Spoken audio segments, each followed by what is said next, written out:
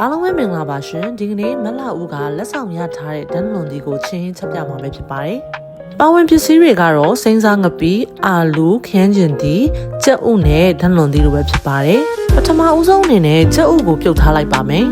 ။ပြီးရင်တော့ကြက်သွန်ဖြူကြက်သွန်နီတို့ကိုခွာပြီးတော့ဟင်းထွက်အစင်သစ်ဖြစ်အောင်လို့ပြင်ဆင်ထားလိုက်ပါမယ်။အားလုံးပြီးပြီဆိုရင်တော့ရေးဆေးလိုက်မယ်။ပြီးရင်တော့ကြိတ်ဆက်တဲ့ထည့်ပြီးတော့အားလုံးကိုရောသမမွေအောင်လို့ကြိတ်လိုက်မှာပဲဖြစ်ပါတယ်။ဒီထဲမှာဆိုရင်မြုပ်သီးကိုပါရောထည့်ပြီးတော့ကြိတ်ထားပါတယ်။ဟင်းကိုအချင်တက်ရစေဖို့အတွက်ခရမ်းကျင်သီးလည်းထည့်ပါမယ်။ပြီးရင်မလှဦးရဲ့အကြိုက်ဆုံးအာလူကိုလည်းထည့်မှာပဲဖြစ်ပါတယ်။အခုကတော့ဒန်းလွန်သီးကိုခွာမဲ့အချိန်ရောက်ပါပြီ။ဒန်းလွန်သီးကပေါ့နော်မစားရတာကြာပြီဖြစ်တဲ့အတွက်ကြောင့်မလို့ခွာတဲ့နီကိုနည်းနည်းလေးတော့မေ့နေရပေါ့နော်။နောက်ဆုံးမှာတော့အချိန်ကြာတာနဲ့ဒီရိုးတံတစ်ခုလုံးကိုဓာတ်နဲ့ချစ်ပြီးတော့ခွာလိုက်တာပို့ပြီးတော့မြန်ပါတယ်။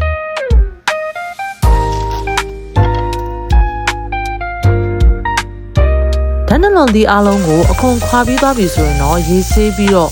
စပြီးတော့ချက်ပြုတ်ဖို့အတွက်ပြင်ဆင်มาတော့မယ်။အားလုံးကလည်းအဆင်သင့်ဖြစ်နေပါပြီ။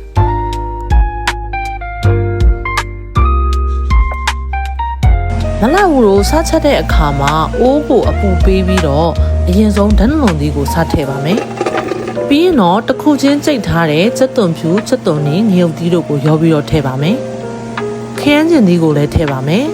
။ပြီးရင်တော့ olive oil စီလေးကိုနည်းနည်းလောက်ထည့်ပါမယ်။ပြီးရင်စားနှဲငယ်ထည့်မယ်။အသားမုတ်ထည့်မယ်။ပြီးရင်တော့အဓိကအသက်ဖြစ်တဲ့မြင့်ငပိကိုထည့်မှာပဲဖြစ်ပါတယ်။မြင့်ငပိထည့်လိုက်တဲ့အခါမှာတော့ဟင်းရဲ့အနံ့ကပိုပြီးတော့ကြွလာပါတယ်။အရန်ကိုမှမွေပါတယ်။ဟင်းရဲ့အရောင်လှစေဖို့အတွက်ကိုအရောင်တင်မှုန့်နဲ့စမင်းမုတ်တို့ကိုလည်းအနှဲငယ်စီထည့်သုံးထားပါတယ်။ဟင်းရဲ့အနံ့လေးပုံမွေးသွားစေဖို့အတွက်ကိုလည်းမဆလာထည့်သုံးထားပါတယ်